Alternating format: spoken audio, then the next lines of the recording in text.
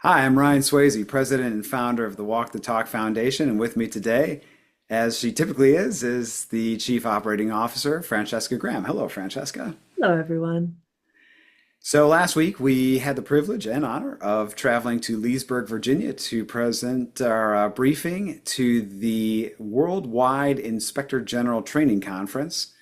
That's an Air Force hosted event attended by about 350 professionals from the IG enterprises of the Air Force, Space Force, National Guard Bureau, and Air Force Reserves. And what we'd like to do today is present that to the public and kind of go over our thoughts and perspectives on what was presented and what was briefed. So without further ado, all right, so here we were at the Air Force Inspector General Worldwide Training Conference. Here we go. Next slide. Yeah, so introduced ourselves. Of course, there's me, retired F-16 pilot, victim of reprisal. Francesca, retired SIO, Strategic Intelligence Officer, and Jump Master, victim of reprisal. But we didn't want to talk too much about ourselves because the meat of the mission, if you will, is talking about the foundation and our perspectives from it.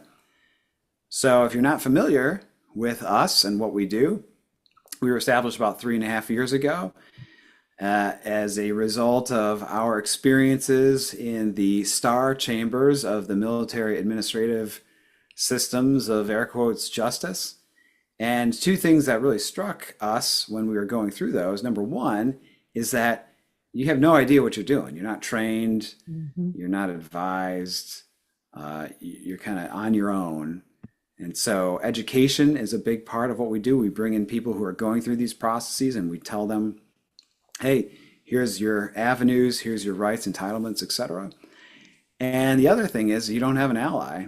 You have no advisement. You're not offered counsel as if you were accused of a crime. So if you're the victim of a career-ending reprisal, you are on your own. And that's the niche we fill twofold in the Walk the Talk Foundation.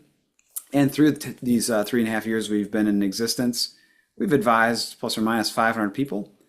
We're now a IRS nonprofit with 7 advisors, 12 volunteer staff, and 22 currently open cases, which is a testament to the demand for our services, especially since I believe we are a monopoly in this game, save for law firms and whatnot who operate in the legal space. We are the only game in town when it comes to the admin arena. Slide. But it's more important to talk about who we were and what we became and why. So there I am, 2019, Ryan Swayze, got all the accolades and squares of Air Force awesomeness, even recipient of the Defense Intelligence Agency Award for Excellence. That'll come into play here in a second.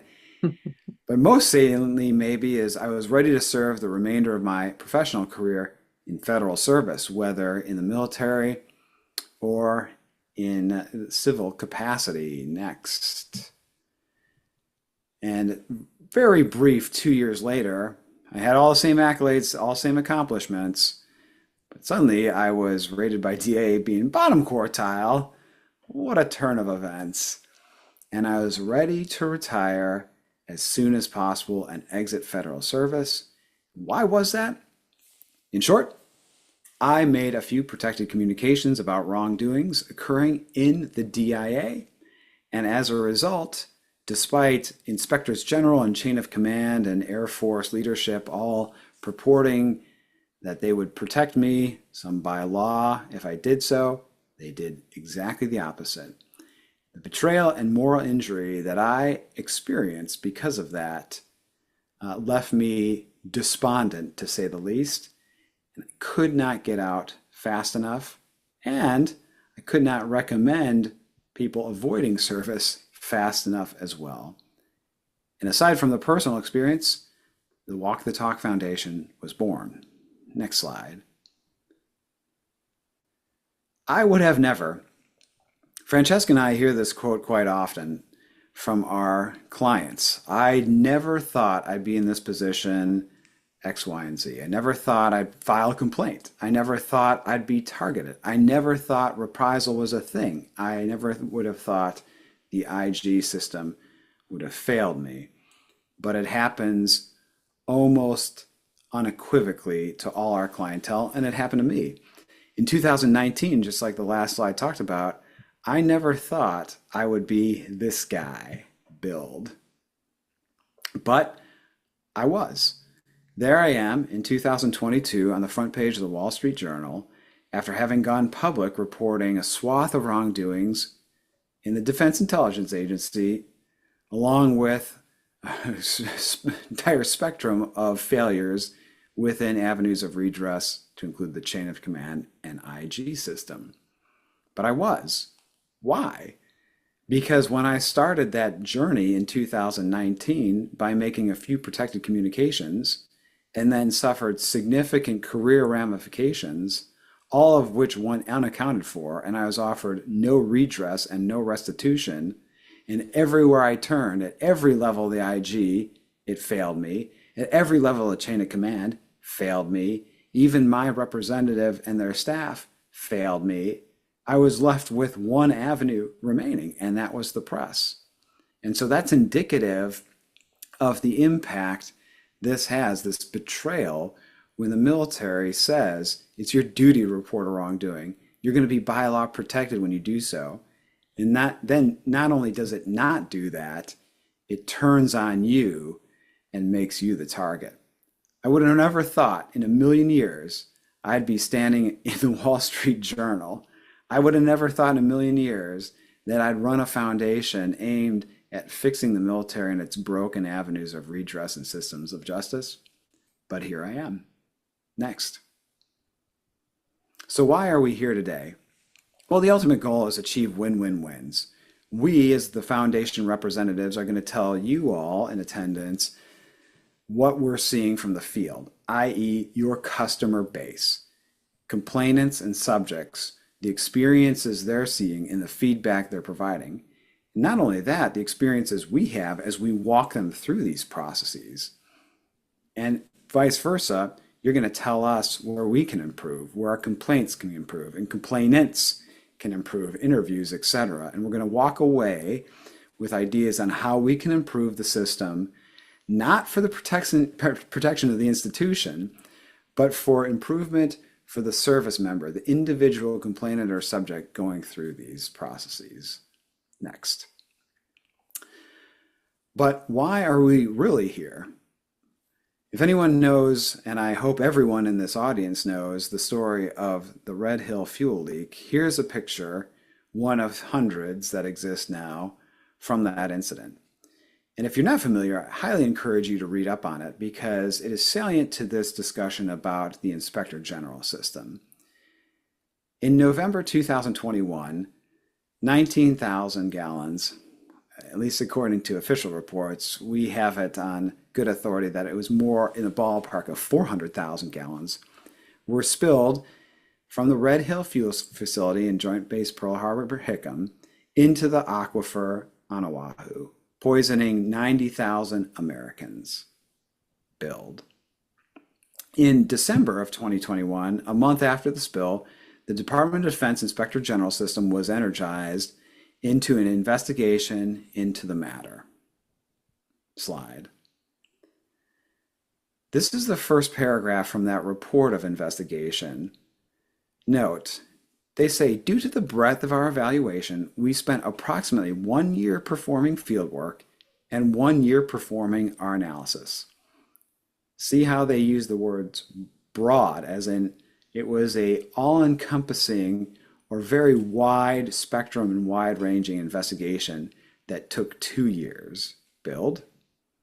However, the report was released almost 3 years later. So there is a year not accounted for, and the report was released precariously a few days after a presidential election. But timing aside, I need to draw your attention to the findings of that report, specifically, Build, the first recommendation. After 3 years, or 2 years, whichever math you use, of broad, deep investigation, this was the DoDIG's #1 recommendation. We recommend that the Secretary of the Navy investigate itself. I'm trying to say this with a serious face and I can't. We recommend the Navy investigate itself to see whether it broke the law. That was the result of 3 years of quote unquote arduous investigative work to have the perpetrator investigate itself. Imagine if you are the parent, relative, or a person poisoned by Red Hill, and 3 years after the fact, your self-proclaimed independent watchdog provides you with this complicit cop-out of a report. How would you feel? Next slide. So why are we really here? I hope we can all agree on one thing, in that trust begets readiness. In other words, if a service-age American trusts the military, they are more likely to join it. If a person serving in the military trusts the institution, they're more likely to stay in. When people leave the service, the more they trusted it, the more likely they are to recommend service to those they know and love. And of course, the inverse of all of that is true. On the left, you've got a picture from our DoD Times Redacted article. They sounded the alarm over China, then did their work for them. And the pictures I chose were intentional. On the right, of course, you have the chairman. And on the left, you've got the now deposed Chief of Naval Operations, Admiral Lisa Franchetti, who, in her confirmation hearing, said she was going to work on a number of priorities, two of which were striking. Number one, she was going to prepare the Navy for a future conflict with a near peer or peer adversary, i.e. China.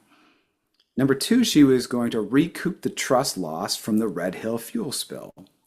She failed to do number two, as did her predecessor, frankly.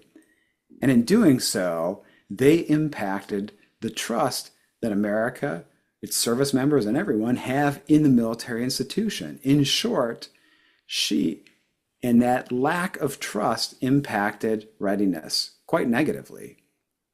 And what's salient for our discussion today is build, that the DoDIG system, as we just witnessed in Exhibit A in their report on Red Hill, is directly contributing to the military's trust deficit. Ergo, the DoDIG system is a contributing factor in our reduced readiness.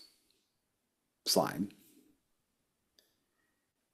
And if you don't believe me, and you don't believe Francesca, and you don't believe the 500 or so advisements we've done and clients, and you don't believe the people poisoned by Red Hill, please believe the trust deficit is real, build, when you see the over 3,000 people that have put their name to a petition to create a truly independent Inspector General system. Slide.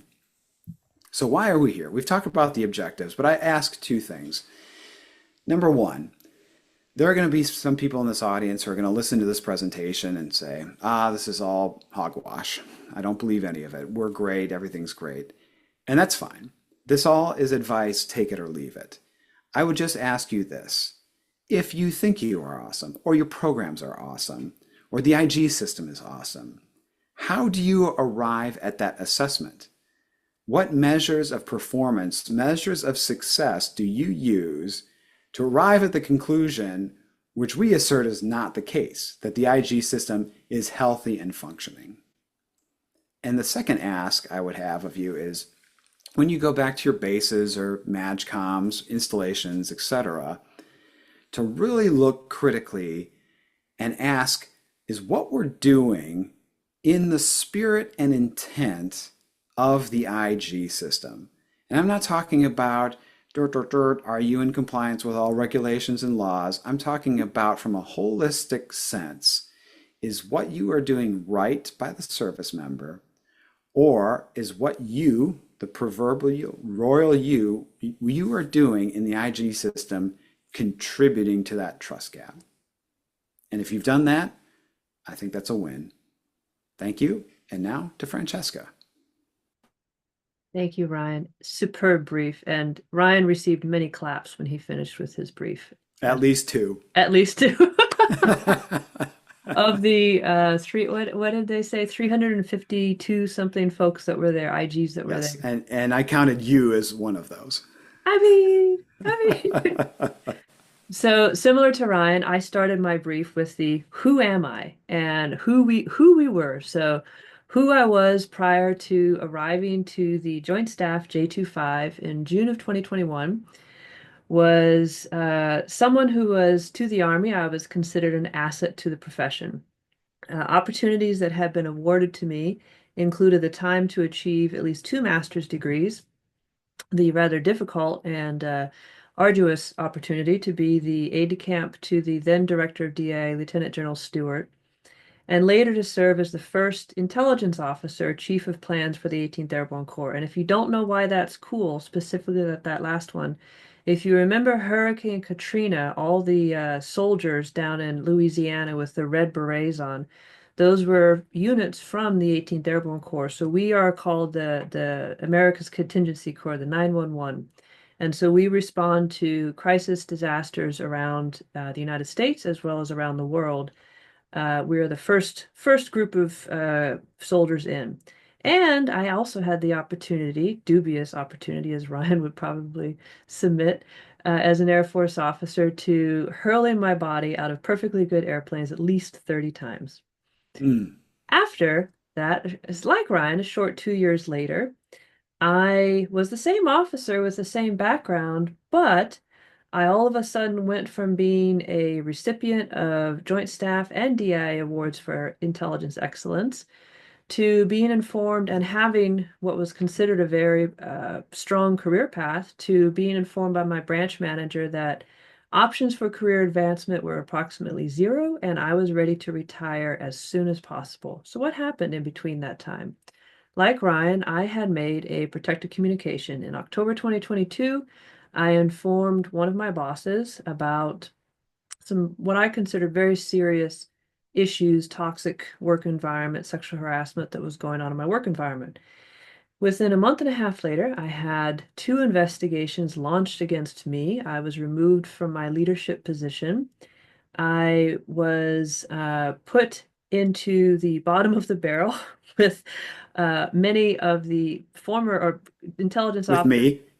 with Ryan, and was told that from I went from being an asset to the force to being overhearing one of my senior executive officers, coincidentally the one I had made the protected communication about, communicating to one of his in '06 in Hawaii that don't worry, we all know Colonel Graham is a piece of shit and we will get rid of her soon.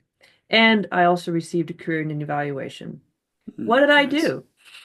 I filed IG complaints about these issues to the DoDIG. I filed a reprisal complaint to the DoDIG. What did the DoDIG do? They sent that complaint down to the DIAIG, which is where I was working for at the time. And as you can probably guess, that my complaint was rather quickly unsubstantiated. The investigations against me, those lasted at least a year. So, like Ryan, I went from bleeding green to uh, wanting to walk away from the system. I was, prior to this situation in the Joint Staff J25, I was a walking advertisement for the Army. I loved the Army with all my heart. Like many of us here, I made excuses for many of the absurdities and justified some of the abuses that many of us have experienced throughout our career. Through this briefing, we hope to tell the other side of the story, the why behind former service members like Ryan and I are not recommending service to our family, friends, loved ones, and why behind this retired lieutenant colonel who I spoke with 8, 9 months ago, who found himself in the bathtub of his hotel room outside Fort Belvoir with a gun in his mouth after every single system of redress that he went to when his chain of command was targeting him failed him and hung him out to dry. So let's look at the numbers. The DoD itself has reported that within the last fiscal year of 2023, 29% of active duty service members who have committed suicide, 29% of those service members were at that time undergoing some sort of legal or administrative punishment. The mental health trauma that these service members endure as a result of the legal or administrative punishment, and for our purposes, the administrative punishment, is severe. Of the nearly 500 currently serving or former service members that our foundation has advised, 100% of them have reported to us as well as to the military medical system some sort of emotional or mental trauma, several that led to multiple suicide attempts.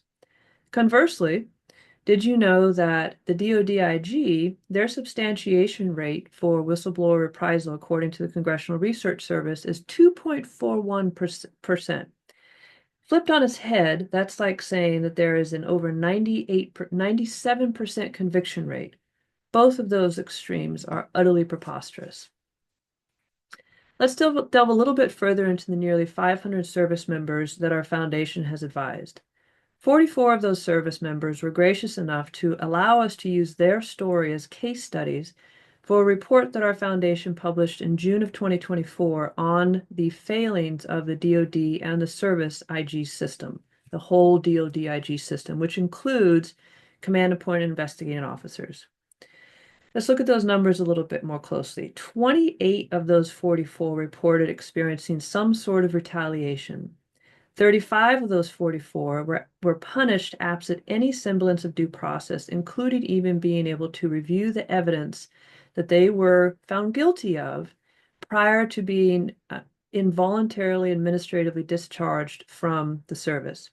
29 of 44 experienced some sort of mental and emotional health crisis.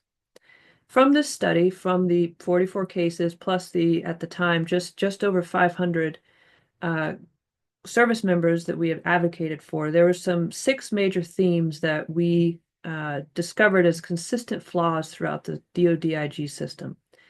First and foremost was a lack of due process and transparency throughout the entire system. Just those top 3 bullets above in the table highlights those issues. The retaliation, due process, not allowed to see the evidence before you're administratively discharged with an other than honorable discharge. And the conflicts of interest. We'll cover this a little bit more in a later slide, but I also addressed it up front when I said I made a complaint to the DoDIG that the DIA body was retaliating against me. Where does the DoDIG send that complaint? They send it to the DIAIG. Conflicts of interest throughout the entire process due to inspectors general and command appointed investigating officers' subordination to commanders. As Ryan mentioned in the Red Hill example, telling the Navy to investigate itself and the person, whoever is the investigating officer, their performance evaluation, their career trajectory depends on the person that appointed them, that conflict of interest is nearly, we would argue, absolutely insurmountable.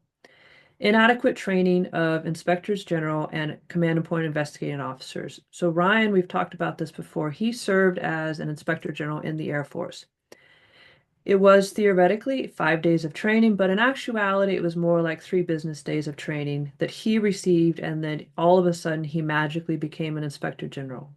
The numerous times that I served as a command appointed investigating officer while in the Army, I received 0 training on investigating. I received training of what SHARP was, of what property was, of what accountability was, but nothing about how to actually conduct an investigation, how to collect evidence, how to sort evidence, and how to remove bias from your questions, as an example. All very important things.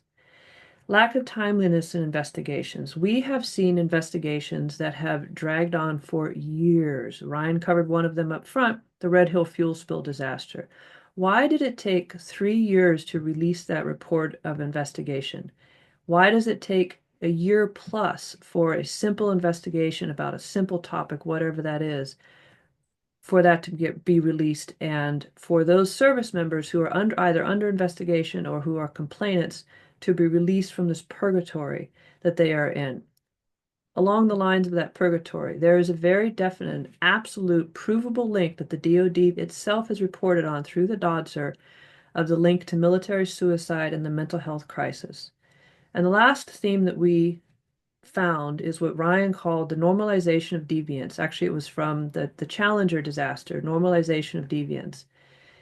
That if you consistently do the wrong thing, or if you consistently let the little things go, such as not releasing a FOIA, not responding and releasing the requested information from FOIA 3 to 4 years later, that becomes normalized. If you consistently walk past the pieces of trash on the ground without picking them up, it becomes normalized that it's someone else's job to pick up that trash, or that the trash just exists and you have no responsibility to do anything about it. The normalization of deviance.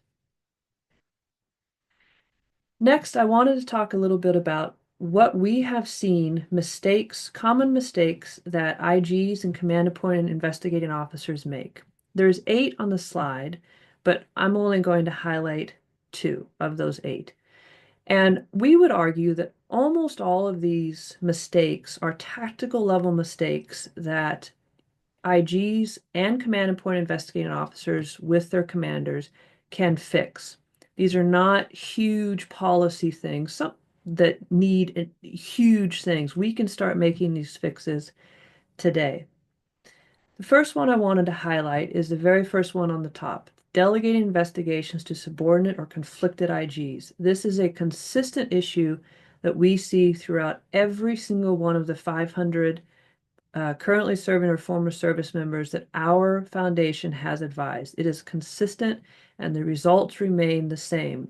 The chain of command or the investigating officer, they are in a horrible conflict of interest, and it is a natural outcome of those investigations that are delegated to subordinate or conflicting IGs. It's a natural outcome of those investigations to not actually serve justice as justice should be found for whatever the allegation or the situation is.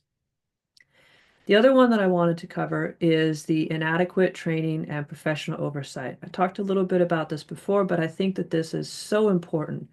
When you have someone like me who was appointed as an investigating officer down at Fort Hood at the time, Fort Cavazos now, to conduct investigations and interviews of potential sexual assault and sexual harassment victims, and I've received zero training on how to actually conduct a questioning, what questions, how, what's the timing of these things, how should I be sensitive? And you have me doing that, that is a injustice to our service members, and it's also an injustice to the process and the justice that we're seeking. And then what are common mistakes that complainants make? And we know that almost every IG and almost every IO has probably had to deal with these issues. Of the 7 that are here, I'd like to highlight 3 of them. The first one is, what does an IG actually do? The common vernacular within the Army, certainly, that I heard was, you have an issue, go talk to the IG. Well, the fact of the matter is that IGs only really investigate 3 things: fraud, waste, and abuse, abuse of authority, reprisal, and restrictions. When a service member comes to the IG and says, I don't think my evaluation was done correctly, that 9 times out of 10, probably 9.999 times out of 10, that IG is going to send that service member back to their command to do a command level investigation because the way that the service member stated it, it does not fit into one of those 4 categories. However, if the service member goes to the IG and they know what the IG actually responsibilities are and says, my evaluation, I do not believe it was written correctly. I believe it is being used as a tool of reprisal and as abuse of authority by my leadership against me. Now you have something that the IG could care about. And of note, it is not, no IG is responsible for coaching you on to target to get you to those 4 different things that the IGs do. Second major mistake I'd like to highlight is second bullet, the mountain of evidence. Whether you're a complainant or a subject, you will give to the IG or the investigating officer mountains of evidence. Not everyone, some people give 1 page, but a lot of people, a lot of our clients, they will give 300 plus pages, whatever it is, to the IG or the IO, and then they will then expect that person to sit there and be very grateful for this mound of evidence that they've received and go through it at night in their chew with their near beer and find on page 298 that thing that proves the truth of whether it was the subject or the complainant. IGs are not going to do that. And because they just don't have the time to do that, because they also have 15 other cases that they're working. The other common mistake that we see is misframing of the complaint. So when Ryan first reached out to me in June of 2023, after he was told that I was experiencing issues with reprisal, he asked me what was going on. And 45 minutes later, I had told him pretty much everything that had happened prior to lunch. The audience did not laugh at that. Sammy, you're probably not laughing. I thought it was hilarious. So, anyways, so they told me I told him everything that had happened prior to lunch. Ryan, very succinctly, not 45 minutes later, said, "You are being reprised against and your command is failing you." Beautiful. I finally understood. I was like, oh gosh, that is so great. Now I understand. He says, now you need to do these things. So I started drafting complaints and I sent it to Ryan. And as most people do, because they just, quite frankly, don't know any better, it was a 4, 5, 8 page, whatever it was, laundry list of things that I thought were wrong and unjust. But nowhere did I say, I believe my command violated 10 USC 1034. I'd never even heard of that thing. I did not have in there any DoD instructions that were violated. I did not have in there any Army instructions or regulations that were violated, etc. So when we say misframing the complaint, what we mean is we expect the IG or the command and point investigating officer to find the law for us or find the regulations for us. And they're just not going to do that because they are not obligated to. The complainant needs to do that. And so that's one of the things that our foundation works very hard with the folks that we advise to help get them to. So where does this leave us? If we work in a system that from the tactical to the strategic level has conflicts of interest, biases, lack of training, and service members don't know how to talk to in an educated manner, and a performance evaluation that incentivizes sweeping problems under the rug, we're left with a system that is designed to delay, deflect, and protect the institution, not correct injustice. And for those of us who like to hold on to the comfortable blanket that is the appeal process, the Board of Correction of Military Reviews, we would submit to you, as Ryan mentioned a little bit earlier, that that process is just as opaque, just as potentially unjust, and also has quite low substantiation rates for actually changing the record on behalf of the service member. So what can we do? The IGs you can correct many of these levels at the tactical level. You can develop ways to measure your success. It's easy to lose the sight of the forest through the trees, and we need to step away and we need to stop saying it's too hard. There are a lot of problems. Of course, there are a lot of problems. There's always a lot of problems. But you can start taking those small steps to try to figure out how can we start to reduce this one problem and then this next problem and not just do this blanket of there's a problem and it's too hard. You have to rebuild the trust that has been so terribly damaged within the Department of Defense. Trust begets readiness. And if the service members do not trust the available avenues of redress to handle their problems with transparency and in a fair manner, then they will vote with their feet. And we would submit that that is what we are seeing every day with retention and recruiting within the Department of Defense and potentially the Coast Guard.